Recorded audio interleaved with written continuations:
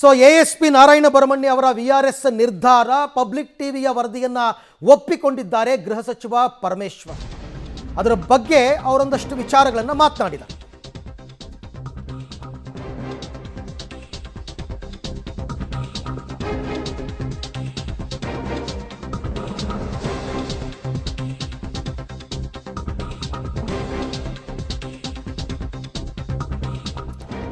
Okay, public TV ವರದಿಯನ್ನು ಒಪ್ಕೊಂಡಿದ್ದಾರೆ ಗೃಹ ಸಚಿವ ಪರಮೇಶ್ವರ್.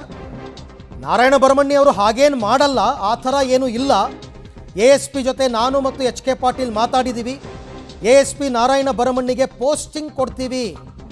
CM ಅವರು ಕೂಡ ಏನು ಉದ್ದೇಶಪೂರ್ವಕವಾಗಿ ಹಾಗೆ ಮಾಡಲಿಲ್ಲ, ಆ ಸಂದರ್ಭದಲ್ಲಿ ಹಾಗೆ ನಡ್ಕೊಂಡ್ರು ಅಷ್ಟೇ ಅಂತ ಬೆಂಗಳೂರಿನಲ್ಲಿ ಗೃಹ ಸಚಿವ ಪರಮೇಶ್ವರ್ ಸ್ಪಷ್ಟನೆ ಕೊಟ್ಟಿದ್ದಾರೆ. ನಾರಾಯಣ ಬರಮಣ್ಣಿ ಬೆಳಗಾವಿ ಸಮಾವೇಶದಲ್ಲಿ ಮುಖ್ಯಮಂತ್ರಿಗಳು ಕೈ ಎತ್ತಿದ್ರಲ್ಲ ಸರ್, ಅವಮಾನದಿಂದ ಮಾನಸಿಕವಾಗಿ ಕುಗ್ಗಿ ಹೋಗಿ VRSಗೆ ಮುಂದಾಗಿದ್ದಾರಂತ ಸರ್.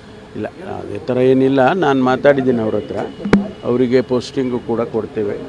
ಅವ್ರಿಗೆ ಯಾವುದೇ ರೀತಿಯಲ್ಲಿ ಇಂಟೆನ್ಷನ್ ಏನು, ಮಾನ್ಯ ಮುಖ್ಯಮಂತ್ರಿಗಳು ಇಂಟೆನ್ಷನ್ ಆಗಿ ಅದು ಸ್ಪರ್ ಆಫ್ ದಿ ಮೂಮೆಂಟಲ್ಲೇ ಆ ರೀತಿ ಆಗಿರ್ಬೋದು, ಆದರೆ ಇಂಟೆನ್ಷನ್ ಇಲ್ಲಿಂದ ಆಗಿಲ್ಲ ಅಂತೇಳಿ ನಾನೇ ಕೂಡ ಮಾತಾಡಿದ್ದೀನಿ. ನಾನು ಮಾನ್ಯ ಎಚ್.ಕೆ. ಪಾಟೀಲ್ರವರು ನಾವೆಲ್ಲ ಮಾತಾಡಿ ಅವರಿಗೆ ಪೋಸ್ಟಿಂಗ್ ಕೊಡ್ತೇವೆ.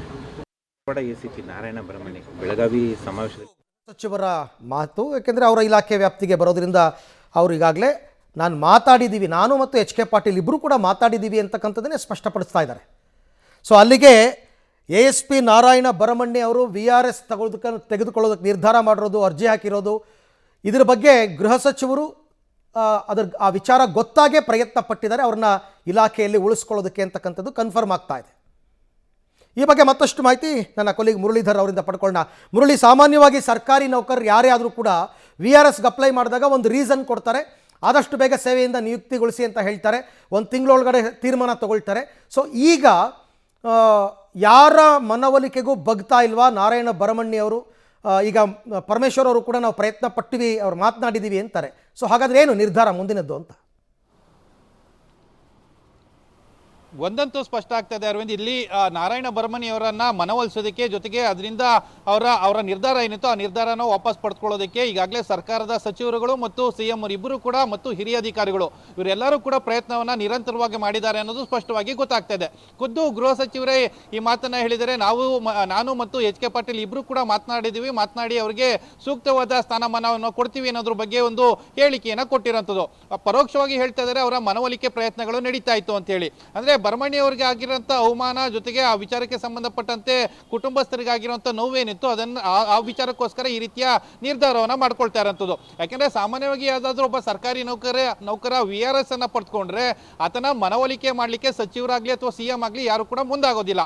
ಆದರೆ ಈ ಪ್ರಕರಣದಲ್ಲಿ ಯಾಕೆ ಮುಂದಾಗ್ತಾ ಇದ್ದಾರೆ ಅಂದ್ರೆ ಇದು ಸರ್ಕಾರಕ್ಕೆ ಒಂದು ದೊಡ್ಡ ಮಟ್ಟದ ಹಿನ್ನಡೆ ಆಗುತ್ತೆ. ಯಾಕೆಂದ್ರೆ ಒಂದು ಸಮಾವೇಶದ ಏನು ವೇದಿಕೆಯ ಮೇಲೆ ಈ ರೀತಿಯಲ್ಲಿ ಆತನಿಗೆ ಅವಮಾನ ಆಗಿರುವಂಥದ್ದು, ಆ ಹಿನ್ನೆಲೆಯಲ್ಲಿ ಆತ ರಾಜೀನಾಮೆಯನ್ನ ಕೊಡ್ತಾ ಇದ್ದೀನಿ, ಸ್ವಯಂ ನಿವೃತ್ತಿಯನ್ನ ಪಡ್ಕೊಳ್ತಾ ಇದ್ದೀನಿ ಅಂತ ಅಂದ್ರೆ ಅದನ್ನು ಸರ್ಕಾರಕ್ಕೆ ದೊಡ್ಡ ಮಟ್ಟದ ಡ್ಯಾಮೇಜ್ ಆಗುತ್ತೆ. ಡ್ಯಾಮೇಜ್ ಕಂಟ್ರೋಲ್ ಮಾಡಲಿಕ್ಕೆ ಈ ರೀತಿಯ ಪ್ರಯತ್ನಗಳನ್ನ ಹಿರಿಯ ಅಧಿಕಾರಿಗಳ ಮೂಲಕ ಮತ್ತು ಸಚಿವರುಗಳ ಮೂಲಕ ಮತ್ತು CM ಅವರು ಕೂಡ ಪ್ರಯತ್ನಗಳನ್ನ ಮಾಡಿದ್ದಾರೆ ಅನ್ನೋದು ಸ್ಪಷ್ಟವಾಗಿ ಗೊತ್ತಾಗ್ತದೆ.